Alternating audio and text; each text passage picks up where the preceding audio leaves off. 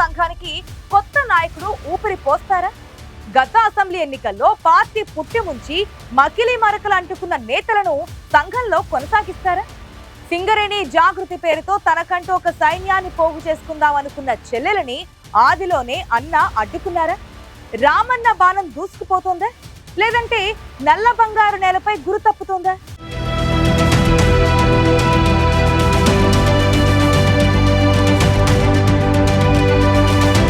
తెలంగాణ ఉద్యమ సమయంలో పురుడు పోసుకుని ఇంతింతై వటుడింతై అన్నట్లు జాతీయ కార్మిక సంఘాలకే సవాల్ చేసి వరిలో నిలిచిన యూనియన్ తెలంగాణ బొగ్గుగని కార్మిక సంఘం ఉద్యమ సమయంలో చేసిన పోరాటాలు తమ సొంత యూనియన్ అని కార్మికులు టీబీజీకేఎస్ ని అక్కున చేర్చుకున్నారు.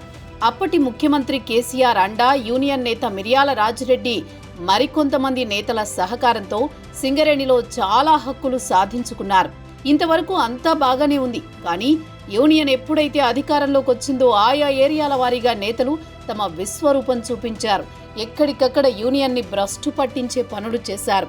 దీంతో హక్కున చేర్చుకున్న కార్మికులే ఆ యూనియన్ నేతలను పక్కన పెట్టారు.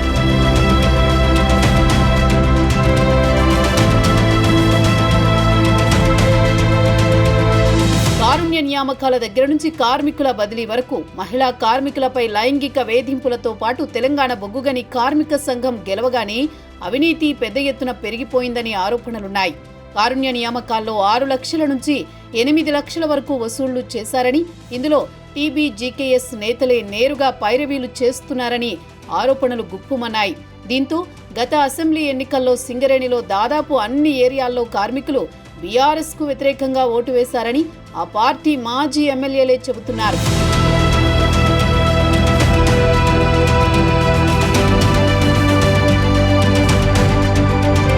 ఇదంతా ఒకెత్తైతే ఇప్పుడు పెద్ద ఆయన ఇంట్లో ముదిరిన రాజకీయ విభేదాలు సైతం నల్ల బంగారు నేలపై చీలికలు తీసుకొస్తున్నాయి. కొన్నాళ్లుగా కవిత, కేటీఆర్ మధ్య నేరుగా కాకపోయినా ఆధిపత్య పోరు ముదురుతోంది.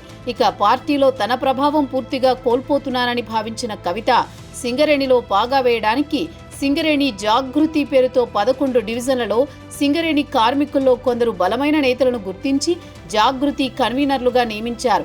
వారు కూడా టీబీజీకేఎస్ నేతలతో సమానంగా సింగరేణి కార్మిక నేతలుగా చలామణి అయ్యారు. టీబీజీకేఎస్ సంఘ బాధ్యతలను ఇప్పుడు మాజీ మంత్రి కొప్పులకు అప్పగించడంతో సందిగ్ధంలో పడ్డారు జాగృతి కన్వీనర్లు.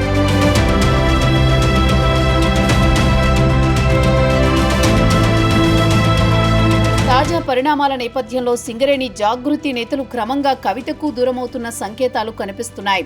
11 మంది డివిజన్ కన్వీనర్లలో 6 కవితకు దూరమయ్యారనే ప్రచారం జరుగుతోంది. మిగతా 5 ఆమెతో టచ్ లో ఉన్నప్పటికీ ఒకరిద్దరు ఆడా ఉంటాం ఈడా ఉంటాం అన్నట్టు బ్యాలెన్స్ చేసే ప్రయత్నాల్లో ఉన్నట్టు చెబుతున్నారు.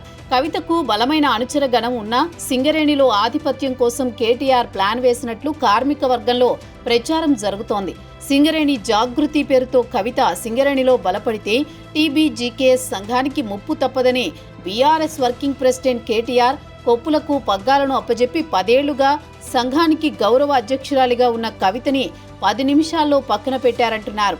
నిన్న మొన్నటి వరకు సింగరేణి ప్రాంతంలో కవితకు మద్దతు ఇచ్చిన నేతలు కూడా ఇప్పుడు ఎవరితో కలిసి నడవాలో తెలియని సందిగ్ధంలో కొట్టుమిట్టాడుతున్నారు.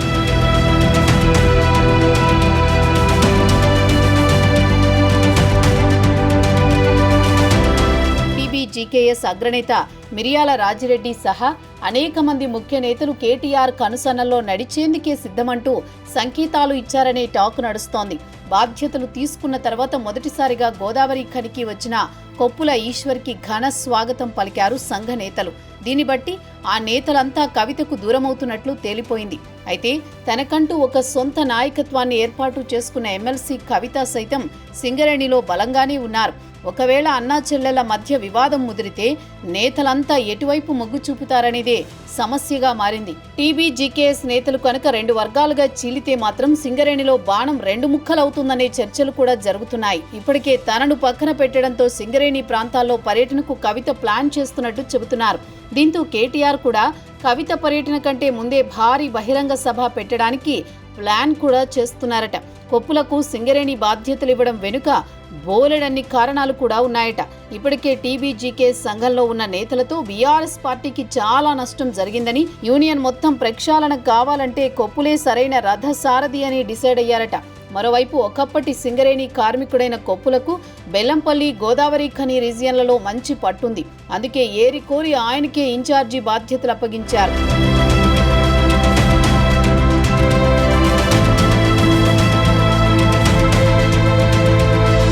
కొప్పులకు నాయకత్వ బాధ్యతలు ఇచ్చినా ప్రస్తుతం ఉన్న పరిస్థితుల్లో టీబీజీకేఎస్ యూనియన్ నేతలపై కార్మిక వర్గంలో ఉన్న వ్యతిరేకత ఇప్పట్లో సమసిపోయేలా లేదు. కొప్పుల యూనియన్ని పూర్తిగా ప్రక్షాళన చేసి ఆరోపణలు ఎదుర్కొంటోన్న నేతలను తప్పిస్తేనే టీబీజీకేఎస్ మళ్లీ పూర్వ వైభవాన్ని సాధించగలదని సింగరేణి గనుల్లో చర్చలు జరుగుతున్నాయి. మరోవైపు కవిత తన పట్టును నిలుపుకోవటానికి ఎటువంటి ప్రయత్నాలు చేస్తారో అనే చర్చ కూడా సాగుతోంది. మరి కొప్పుల ఈశ్వర్ యూనియన్ ప్రక్షాళనకు పూనుకుంటారా, లేకుంటే అలాగే పాత కమిటీలతో ముందుకు సాగుతారా? కేటీఆర్ నిర్ణయం తర్వాత కవిత నెక్స్ట్ స్టెప్ ఏంటనేది తేలాల్సి ఉంది.